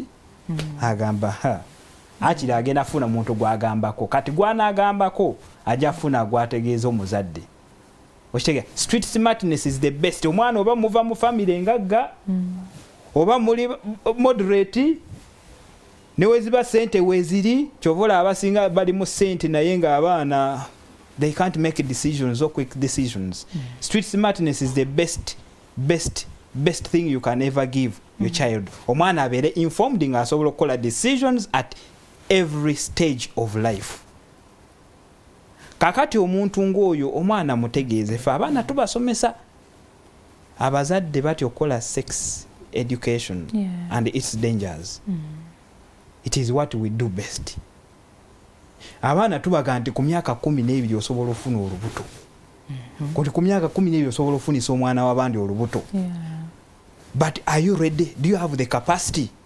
Don't play games. There are no games. There are no sexual games. In playing. Teriyo. Tubagamba nti osobola okulwala. Nti abamu baatuzaala tuli balwadde. But can you handle? So for us tetukweka nnyo mboozi. Tetutera omwana tukimugamba nga bwe kiri.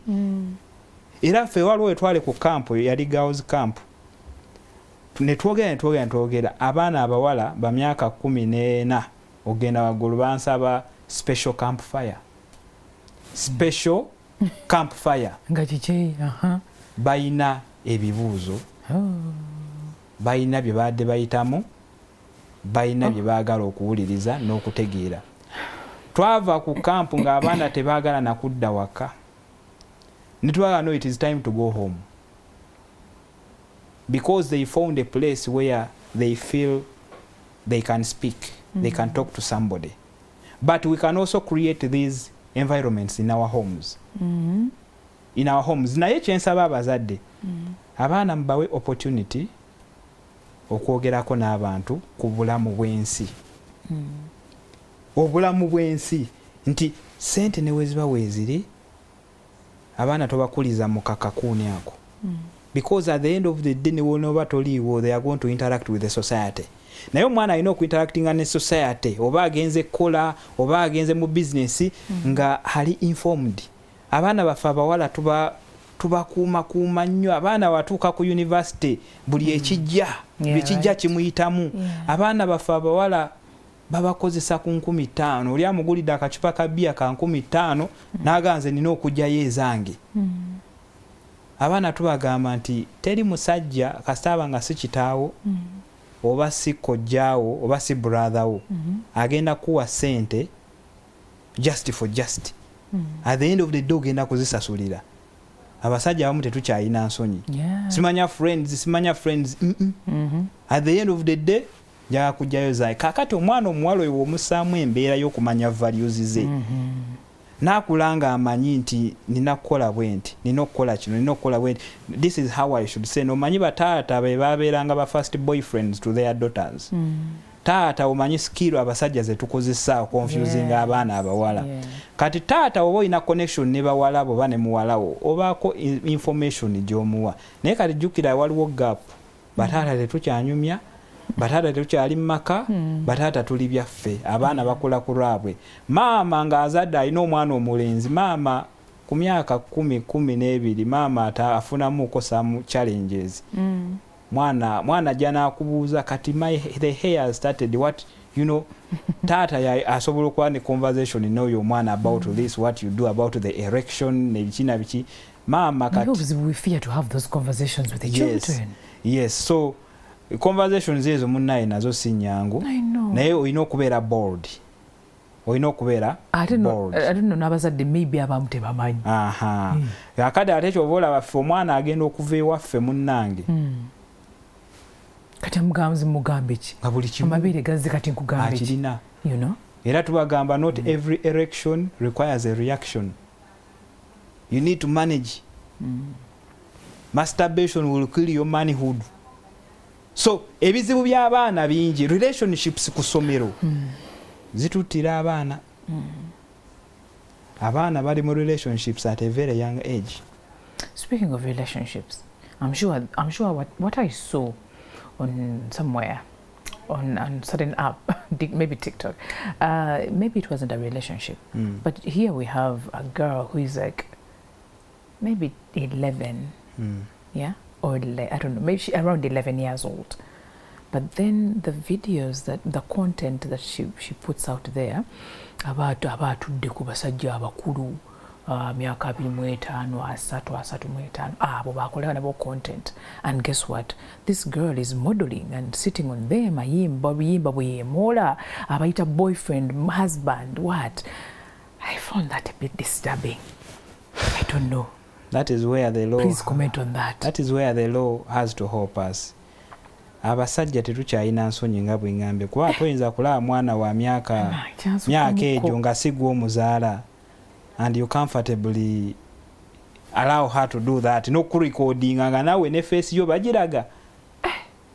The exposure, kyova olaba ngambye the exposure. Abaana baffe tubabuulire the dangers. Luli nali ndi awo nga ku Total awo, waliwo mbu baali bagenda recordinga ka video. Nendaba abanuusa kyenjaga nga banuusa, nembalengera nendabamu omwana omuwala. Ati omwana omuwala mulaba yali muwala muto. Omanyi nze kakati ffe engeri gye tubadde tumanyidde okubeera ennyo mu baana, nze I get so concerned because nange ndi muzadde, sisobola kulaba kintu nga kituuka ku mwana nga ate nange ndi muzadde. Nempita omwana oyo ekyanyamba yajja. Nembuuza kwabo abavubuka bali nabo kuliko boyfriend wo nti nti kikimugako nti tugera recordinga video. Nemugamba nkulabye bakuwa oli mu kunuusa naye wali obinyweddeeko nti just bangambye nti simanya wengirako ngenda funa confidence kwambu yali agenda kubanga azina mu ka video k'oluyimba lwe barecordinga. Then waliwo n'ebyokunywa bye baali bagala akati olwaga nembaga ono kino kimala. Temumuwabyo birala byakunywa because oli baali basmoking after ate nga balina ne bye banywa, which I think about something. Omwana nemuga kakati kyonywedde kimala, biri tebabikwongera kwa omwana oyo agenda kuvaako. Kwana mbuuza abo kuliko omu mukwano gwange yandeese, kitegeeza omwana oyo waavaako everybody awasobola okumukozesa nga talina self control. Kwa nasoko muuzo kuliko nga njagala nange butateekawo mbeera for the other guys to attack me. Naye abaana bafune information as early as possible. Uffe kyova olaba tuli ready okuyingira mu any school, to partner with any school, to see that we are a support system. Abaana baffe bali bava mu masomero ganjawulo, abazadde babatuleetera naye si nti buli mwana gwe batuleetera mwana wa mpisa mbi. Abaana batuleetera abaana okuyiga ensi. Ffe tusomesa ensi, tusomesa obulamu. Ne woba ova mu family nga baki tusooka ne tukuzza wansi wali, kati ne tujja mpola mpola n'otegeera ensi n'obulamu.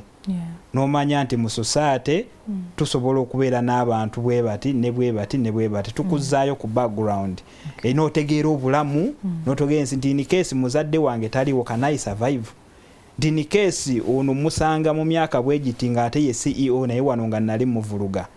Omanya abaana wano kakati kankwayo ka scenario kamu, twali tuli awo mwana omu navuma muno obunene. That's why you are fat. Oli teyaddamu bubi. Yagamba I'm fat because my parents can afford to buy me food. That was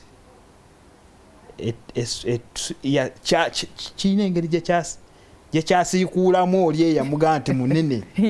Kati ye yakinterpreting nti kyotegeeza nti owange tasobola ku affordinga. Naye olabye ono oli ye yasooka okukola ki naye teyamuvuma, jasi yamuddamu buzzi. Naye ono nekikola ki kati ono reaction obusungu jukira gwo kyokozeza ate bakuzeemu in a decent way ate naawe n'ovaako. So reaction, how to react to some statements is also very important. So abaana tulina obbasomesa ebintu ebyenjawulo. Tulina some questions. Okay, I'll just go through just a few of them. Okay, thank you so much guys. Abaweereza ebibuuzo n'abaweereza engeri gye tugenda okubanga tutambuzamu emboozi eno. Thank you so much. Okay, so say Agambia, good morning Stella. I'm going to explain this from some point of view. You see, if you know what poverty can do in families, then you can see clearly where this whole thing germinates from. You can't tell me that abaana tebajja kwekyawa nga they are not in good health. And we all know money supports good health. You can't tell me that a child will be happy when they have poor education or no education at all. You see, the problem, I think, is the failure of not detecting what the real problem is and how to solve it. And for my case, it is poverty. Poverty has done so much harm towards the mindsets of our kids. Tenywa Calvin Edward what wagambye. Yes, mutuufu nnyo. We mutuufu. Obwavu nga bwe gambye nti waliwo abaana abagezi najja n'afuna points nnya n'ayingira smaaka naye ng'avudde mu ssomero eyo nkyalo oba avudde mu family bw'atyo naye nga aba afunyeyo sponsor okumutwala mu that decent school. Watuuka eno n'amixinga with abaana from the elite families and the sort and so otandika okufiringa out of place. Abamu they end up starting stealing. Naye obwavu ntera nnyo gamba abantu nti zimanga wadde president waffe alina byakolako PDM na biki waliwo abaavu naye ate mu baana abo mu family ezo mutera okubamu abaana abagezi naye nga baki baavu. Tobola ngamba nnyo abaana nti we are here, we are equal. Oba ovudde mu family ekyo oba ovudde mu family, we are here, we are equal. Wano tewali mwana wa gundi, tewali mwana waki, but we tubeera wano tubeera ki? Tewali special treatment. Tewali special treatment. Era ffe tuga tewali ne woba obadde olina amasimu biki, no phones. So abaana n'obayigiriza okutegeera embeera n'oku appreciatinga abantu abalala. Naye si ffe tulonda families ze tuzaalwamu. Fena buli omu alina family gye yazaalwamu. Abamu batuzaala mu family njavu. Abamu batuzaala mu family nga ziri moderate. Abamu bava mu family nga but how we understand n'omuzadde oyo wadde muli baava omwana muweemu hope omugambe we want you to live a better life than us. Muwe hope omugabe when you focus gwe agenda okutereeza embeera zo twagala obeere ki bulungi naye ng'ofokasinze. Amazima obwavu si ffe twerondera family zetuvaamu naffe batuzaala buki buzaazi. Yes. I'm sorry to cut you short but soke tumulemu katono nnyo tukomawo n'ebibuuzo byammwe tukatumula.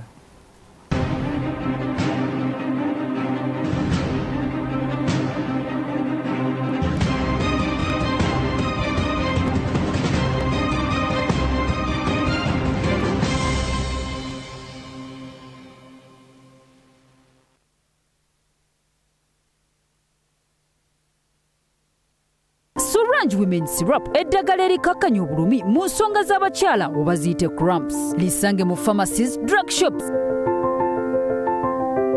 Lino lyakakasibwa National Drug Authority.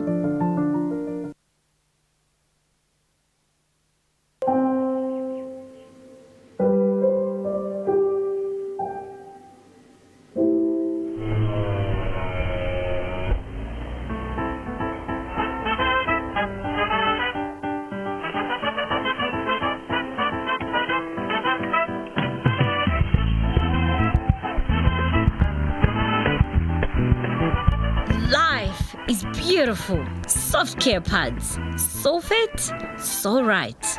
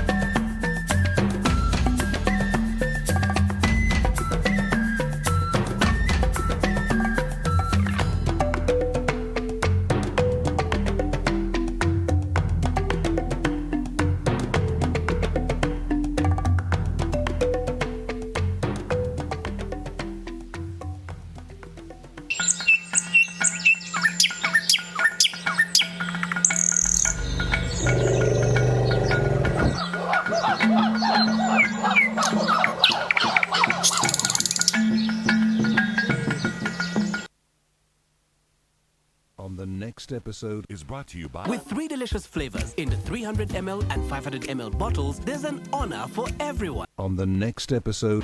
I hope you understand. I honestly don't want to talk about that side of mine. If you don't mind, we can leave that story aside. It's okay, dear. I'm sorry to remind you about the painful past. Tell me, I'll do it. Really? I promise. I want you to marry me. What is that you're talking about? That is damn impossible. Why? You know, I'm a married man. Who is she? And where are you coming from? On the next episode... With 3 delicious flavors in the 300 ml and 500 ml bottles, there's an honor for everyone. Wefunire ka honor at an outlet near you. Babe, more honor, please. But won't get honor. Freshness you can taste.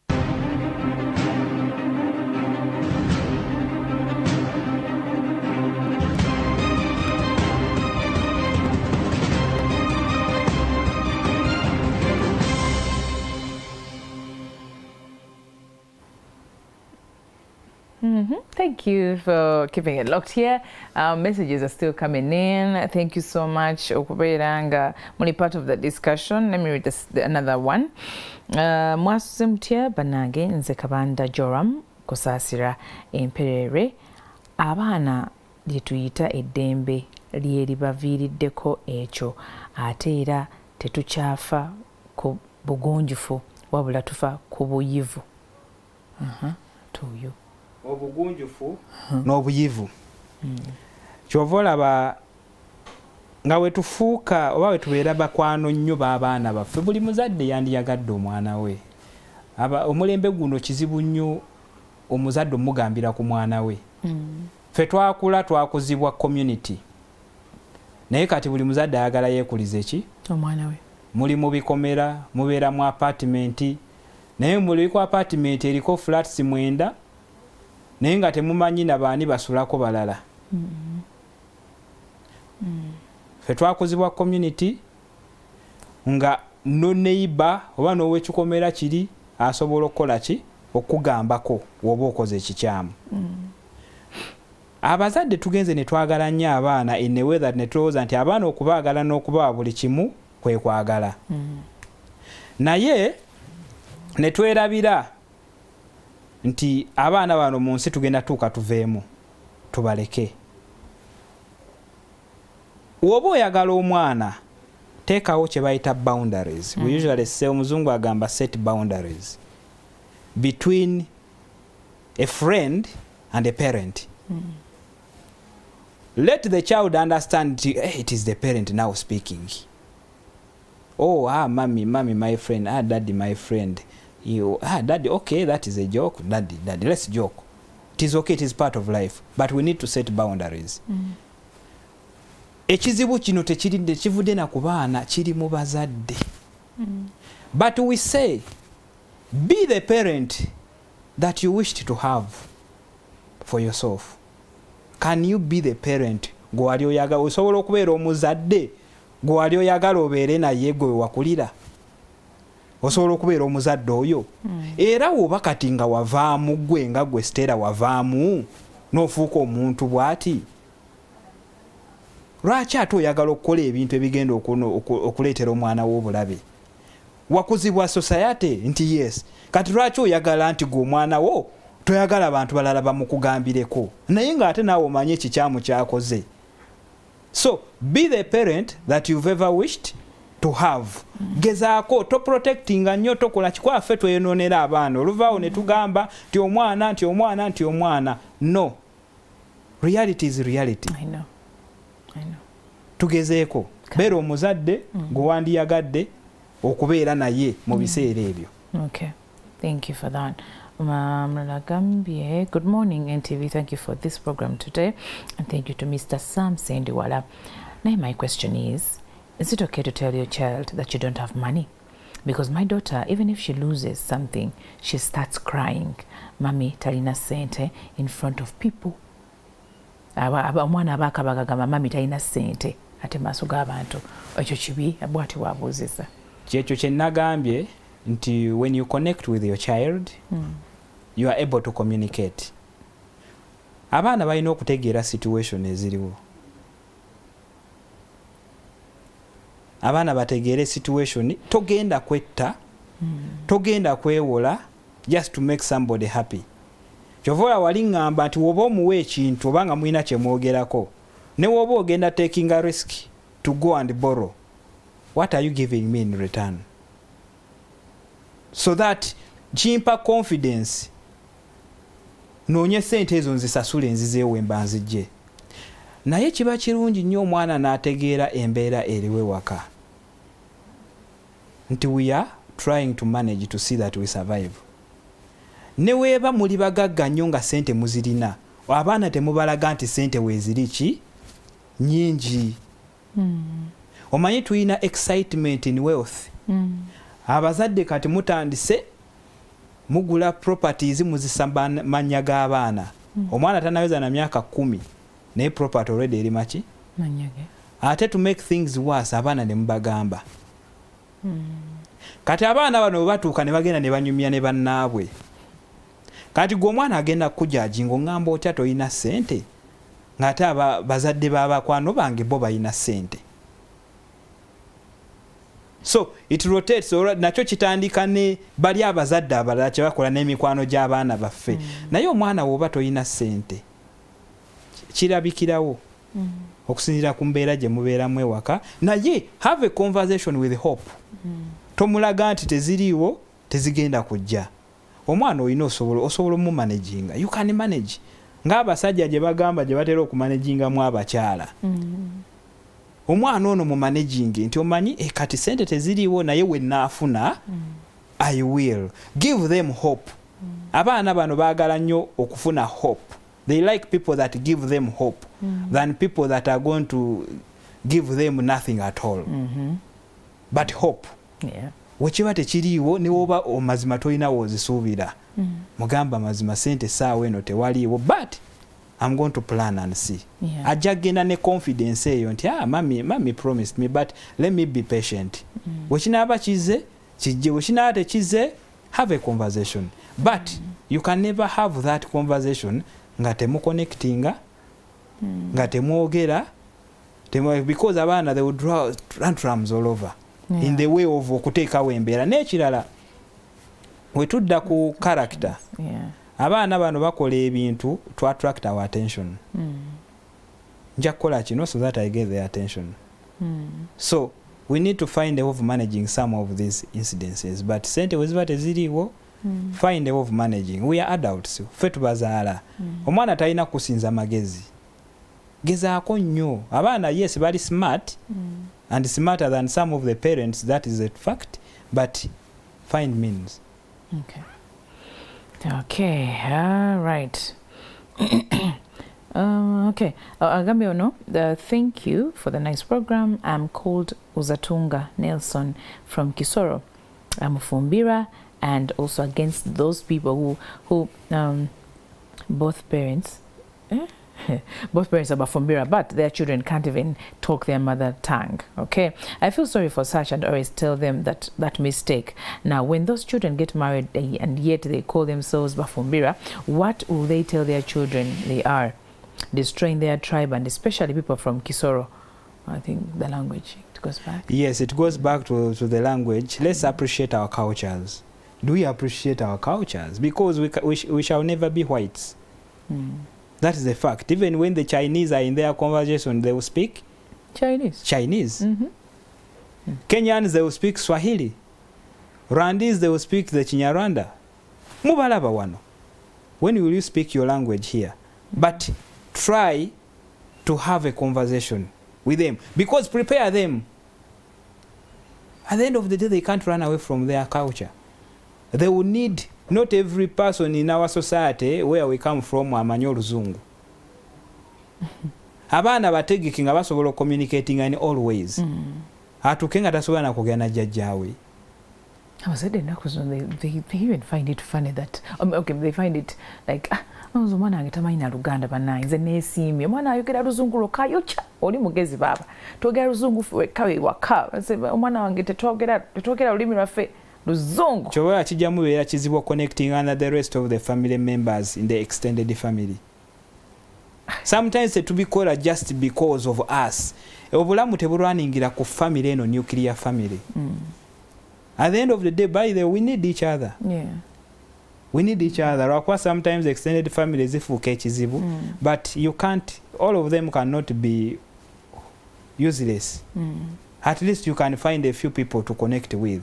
But we need to find means and balance. Okay. Language yegenda obateeka ku ddaala endala mu level y'ensi yonna waba bayinza okufuna omukisa to get exposed, but also cultural values are very important because omwana ne waba avudde wano ng'alina cultural values ze newe kinaatuuka oba agenze Bulaaya ajja values ze zijja kumuyamba to make decisions, to make the right decisions. Okay. Yes. All right. Abazadde baleetera enjawukana mu baana nga basinza abalina ssente ate ne bafeebya abo abatetenkanya obulamu. Nabasinza abalina, you know those families where like, oh no, kangeza waliwo big brother about someone first born or something abalina ssente bwajja bannange family bidde ekitiibwa naye ate waliwo oli nange ate oyazze kukyala ate kiki nga tolina ssente otetekanya bulamu. So abazadde babiteekawo nnyo. Abalina be baana abatalina oyo naye amenya abaana bano balaba naye nga kyonna kidde eriffe abazadde nti kyobola atugamba nnyo abazadde nti omwana wo mwempowering whatever the circumstance. Ne mba temulina ssente, tulabye abantu bangi abakyusa ebintu bino, yava mu background nga si ya ssente najja n'ayitaayitamu Katonda n'amuwa omukisa. Nti abaana bo bateeketeeke to appreciate. Abalina ssente tebayinza kubulira kale engeri gye bazikolamu kuba tewali agenda kuga nti anze nkola we neyazibba tajja kuga nti nabba. But values, omwana muteekemu ssente, embeera nti ssente bazikola mu kufuna oba mu kukola nakuba ajja kubuuza gwe lwaki tewakola okubeera nga bali, kubanga abaana babuuza bayinza okubuuza ekibuuzo ekyo naye it is circumstances. Naye abaana baffe tubateeketeeke to be able to interact and associate. Kyovola nze wembeera mu sessions zaffe oba mu campuses zaffe oba mu one day garages tutegeka n'abaana tubagamba you might see somebody here as a potato, just a potato, a mere Irish potato, but in the near future oyinza omunoonyanga ali very expensive nga chips. Because that is a conversion. I know. So today bano bayinza okwanga be bayina ssente in the next few years omwana yakuya mu background nga maama we atijja ne abalina ssente ng'ate ye ssente yakola ki nga bali tebakyazina ssente mugenyi. Okay, tugende ku mulala. Tugenda bayitamu speed. Yes. Hello Stella, thanks for the service. I am Maria from Tinda. I have a boy of 8 years. Where do I start telling him about sex education and the street education you're talking about? Recently his armpits started smelling. About 2 years back he had some friends, age mates, who are girls at the neighborhood, and somebody caught them trying to do some sexual acts, though it wasn't really sex. On inquiring, I was told I shouldn't get worried because those are the stages kids go through when growing up. How do I start doing the sex education? We said if you can't, there are people that can. The Man in Me Boys Garage is a place to be. When you bring your son to the boys' garage, your son will never be the same. We'll get the basic information of survival as a young man, the transitions because tukola health, hygiene, and the physical changes. Kwa team ya Man in Me, by the way, tuinamu confidence building ne communication skills because omwana inamu waroba mulenzi, communication skills and confidence is very important. We know that we are growing, abaana bano bakola. So health, hygiene, cleanliness and the physical changes, armpits bichi kuwunya bichi obulina bino ebisu tubyogerako. Public speaking, our team is well suitable for everything, well suited for every kind of conversation. We have the hard conversations and the soft conversations wekituuka waliwo wetutuuka naffe ne tukyusako ki era wootunula tulina waliwo ba Uncle Sam babiri nze gwe balabanga Uncle Sam omuzibu nnyo because life has to be life.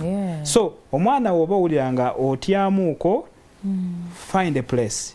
Somebody will communicate swiftly. Yes, tolowooza nti muto, but don't wait for him to struggle. Why banamuvuma nti awunya tajja kitakinga up bulungi. There is nothing that switches off like somebody telling you that you smell bad. Yeah, I know. Kids. Okay. Nagambi greetings to you, Stella. Ne Mr. Sam Sendiwala. Webale kuleta omugenyi oyo. Ddala abazadde bebonoonye abaana. Nze I have someone I know who washes the son's clothes. The son completed university. So too much love is bad. Ono Betty Nalongo. Definitely too much love is bad. Era waliwe nage set boundaries. Abaana temuboonoona. Segenda okunyiga abaana Katikkiro yagamba nti omwana wotamukaabyamu kati ajja kukaabya nga gw'okaddiye ng'omuzadde. Omwana muyigirize okukola. Muyigirize okukola. Ekirungi fe abazadde abazze ewaffe tebajjusa. N'ebifaananyi tubibalaga aba video ng'abaana bali mu kwoza. Fe ewaffe waliwo abaana abajja nga teboozanga ku ngoye. Myaka 10 naye mu bootcamp wabawo session nga yakwoza ngoye. Engeri gye bakozesa sabbuuni, gye bakozesa omo, gye bakozesa ki. N'ozooza, n'oyoza n'ebbaafu gyo oba bucket gy'okozesezza, n'oyanika engoye, and that's it. Abaana tubayigiriza ebintu by'okubanga togenda kumala nnyo budde ku ssimu oba ku TV. There are other things that should occupy you to make life move. Ferwachi abantu bakaddiwa ngo babakula ngo bane muvaayo kubanga mwalinga occupied by different things. Omulembe guno abaana bafe bali occupied by TV. Ava kusoma TV, phone, but we need to mix. Yeah. Okay. Good morning, NTV. I had issues and took my sons to my mom, but she doesn't want me to get access to them. She keeps on coming up with issues that they are bewitched and it's only her who can handle the situation to pray for them. She even doesn't want me to access her school or interact with their teachers. She doesn't want to show up the report card even when I pay fees. I'm completely drained that I never pick up her calls, okay? Many people have talked to her to allow me access my children, but she even says that she will report me to the police if I claim for them. Munyambe obulumi bungi. I'm Justine. I'm so sorry, Justine. Baana babeba Justine. Abaana beyabazaala. Naye maama wa Justine. Maama wa Justine yamukola ekyo. Abaana yabatwalayo wa maama we kati maama agamba dear. Something is not right. I know. Justin, something is not right. And you need to do something because they are disconnecting your children totally from you. And at the end of the day, it will come back to you. But you need to find out why is mommy acting like this. Abaana abagazaaki. Abaana babo, but also tulekerawo okutwalira abazadde baffe ffe taking up the responsibility of raising us. Ate lwaki ate tuba responsibility endala batukuliza abaffe. Take responsibility and take charge, but something is not right. You need to do something. Even at school, you pay an abrupt visit at school, so ngo kasitoba ngomanyi gye basomera. Mami tomugambo oyina amanya g'abaana bo bamanyi. But something is not right. Oba osasula school fees olina okulaba ku report card y'omwana. Kyekyo ekirala ekiri ku bazadde. Omusajja mwayawukana, omusajja omugyamu ssente za school fees, naye omwana tomugamba nti taatawo yaweereza ki. It is so bad and it is hurting men. Wobanga omusajja akyateekinga obuvunaanyizibwa, gezaako abaana bagambe nti taata wamwe wadde okay naye yaweereza ki school fees once in a while. It is okay to keep that. Ono Justine yona kola tumuyambe tutye bannange. Justine alina okusooka asinkane maama we amubulire ekituufu what is happening. Tataddeewo ground ya kusinka. Yes. Era Justine ne maama we balina nkolagana ki? Balina enkolagana nnungi oba nkyamu? but that is too much. Just needs to get out of her comfort zone. Let her do something. Yeah, she needs to find out, because prayer alone sometimes doesn't solve these problems. Mulekerawo okulowooza abantu nti buli kizibu ba buli kimu tusabe. Sometimes we need to act. Katonda ayamba yekola ki? Yeyamba. Justin, wake up. Gezaako ku police. Agambye nti ne ba relative yabagezaako bagamba nayo biganye. Talinayo ba siblings babeera na baana eri. But she needs to do something. Or she needs to involve police. She needs to find out what is happening. Something is not right. Of course. No mutwaganira abaana bamune naye nabo. Atenga mama wo. Tenga mama wo. Manyi kati bintu biri bimu biri spiritual. But still. Something is not right. I'm so sorry, Justin. I hope ofuna obuyambi mu ngeri emu benda n'ogenda oba ku police n'okola statement. Mukama akulungamye okole the right decision. Okay, please hide my identity. Nanagambe, hello, I am having trouble with my parents. I don't know if it's me in the wrong or them. I was taken to a school that I don't like and I'm not being taken care of. What's wrong? Am I a burden to them? So that is a student? That's a student. They never had a conversation. Kyekyo kye tugambye, am I a burden to them? Omwana oyo alina okulaba engeri gy'ayogeramuuko n'abazadde. Ababuuze. And what do the parents have to respond? Because at the end of the day, she's going to get hurt. And she's already hurting. She feels she's a burden. Omwana gwe muzadde nga mwana wammwe mukimanyi mumuyita mwana wammwe. Abazadde wano tulina okukyusizaamuuko. Tukakanemuuko. Wetubanga it is pride for the sake of our children, let's adjust a bit. But omwana oyo needs to be listened to. She needs to have a conversation. Ababuli n'ensonga lwaki tayagalayo. Yes. Ayinza okuba alinayo ebizibu. But when you identify with her, you find a solution together. Kyovola ekintu ky'okuforcinga omwana nti nze nkutwale eno. Kyovola abamu batuuka eyo ne ba abaana balina access to things. Abaana ennaku ne balina a lot of suicidal thoughts. Bo balowooza nti the best solution I can have, let me kill myself, mbalekere peace of mind. But is that what you want as a parent? No. Mu conversations etubeera nabo omwana I almost no. Okay, another one. I separated with the father of my daughter, who was not providing, and now he totally refused. And my girl is now in P2, and he said that he will not provide unless I show him my daughter. I'm not ready to do so. Please help. You separated. Mwatandikira ku good note. Along the way you separated. The reasons you separated are yours and him. Akugambye nti ayagala okulaba omwana asobole n'omusupportinga. But it is you making the decision as the mother. Tisaagala. Oyina nsonga ki ku lwaki toyagala. Kuba oyina okuba n'ensonga lwaki toyagala. Ku lwaki okikola ku lulwo oba okikola ku lwa mwana. Is the man harmful? Ayinza obaleetako obuzibu oba tewali buzibu bwonna gwe just wakyawo omuntu toyagala. Kyovola bwe obusungu bwe twayogeddeko nti twawukana n'obusungu bungi. At the end of the day, abaana baffe be bafuna obuzibu be bagwa mu buzibu. What is the problem? Obusungu obwo busungu ki yakola ki? Lwaki toyagala omwana waabawo oba omwana si wuwe? Omanyi ekyo nakyo oyinza okuba nga nsonga. Tingafu toli alowooza omwana wuwe naye ng'omwana si wuwe. Kati ensonga bwe zibeera personal and beyond, like, I don't know, manageable. At the end of the day omwana yali mu kubonaabona. Bana abaana bano they are emotionally breaking down. Ate tebaliiko myaka. Nze mbagambye abaana bano they are breaking down emotionally.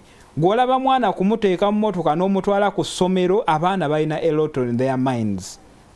Okay. Tunayo seconds biri. Okay. Stella, Mwasuze Mutya. Okay.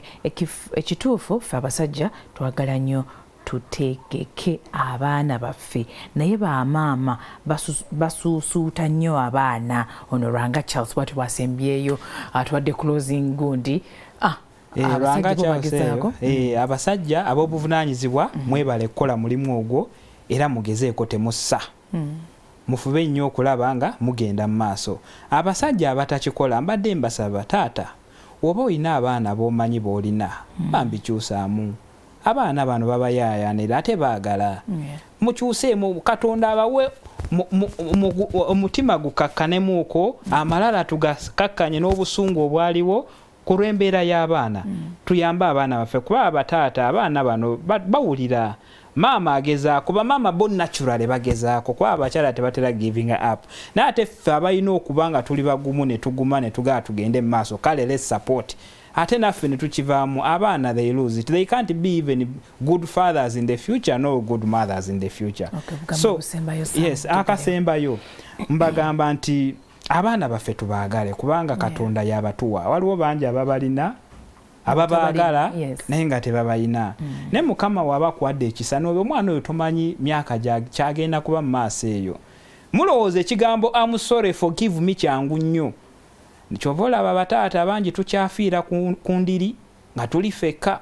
Maama n'alwala n'olaba abaana bonna bakuŋŋaanye bali ku kitanda babakulu babato bonna weebali. Taata n'atuuka ali ku kitanda alwadde naye nga muganda we yaliwo mwannyina abaana tebaliiwo. The disconnection we shall end up dying alone on our deathbeds.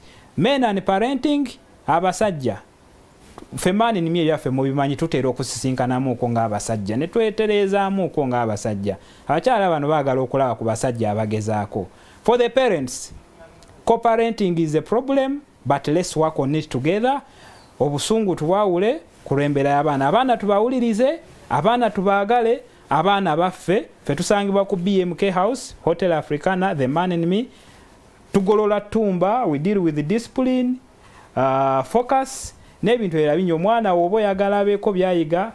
Holiday eno tugenda focusinga nnyo ku gadgets, technology. Ensonga dangers abaana tugenda basomesa amasimu makulu ne TV nkulu naye the dangers of everything and too much of everything is bad. Tugenda bibasomesa mu holiday ne ya first term. Mwebale nnyo kutulaba.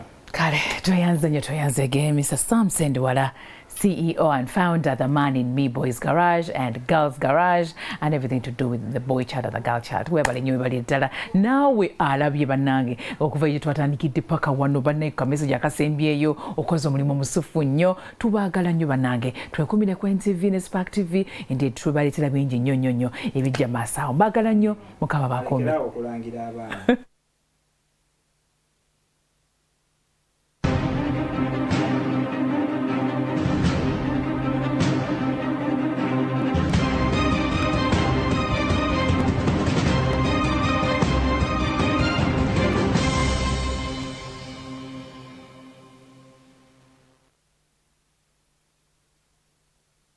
Ramadan Karim from Rose Farm, a world of beautiful dreams.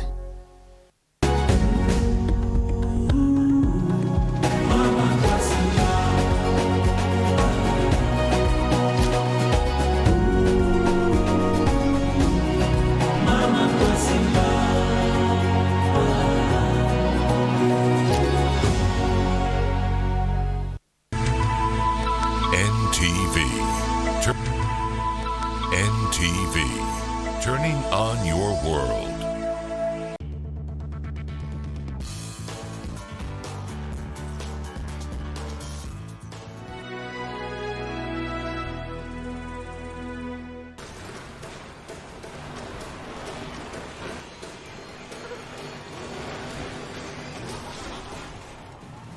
That could have been bad. Mountain Dew, do the Dew.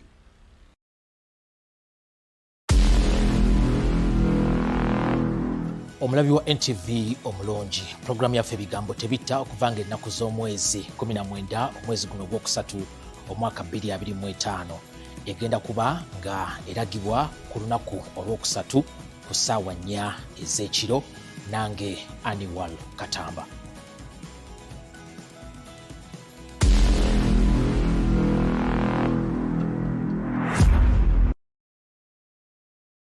On the next episode is brought to you by... With 3 delicious flavors in the 300 ml and 500 ml bottles, there's an honor for everyone. On the next episode... I hope you understand. I honestly don't want to talk about that side of mine. If you don't mind, we can leave that story aside. It's okay, dear. I'm sorry to remind you about the painful past. Tell me, I'll do it. Really? I promise. I want you to marry me. What is that you're talking about? That is damn impossible. Why? You know, I'm a married man. Who is she? And where are you coming from? On the next episode... With 3 delicious flavors in the 300 ml and 500 ml bottles, there's an honor for everyone. Wefunire ka honor at an outlet near you. Babe, more honor, please. But won't get an honor. Freshness you can taste.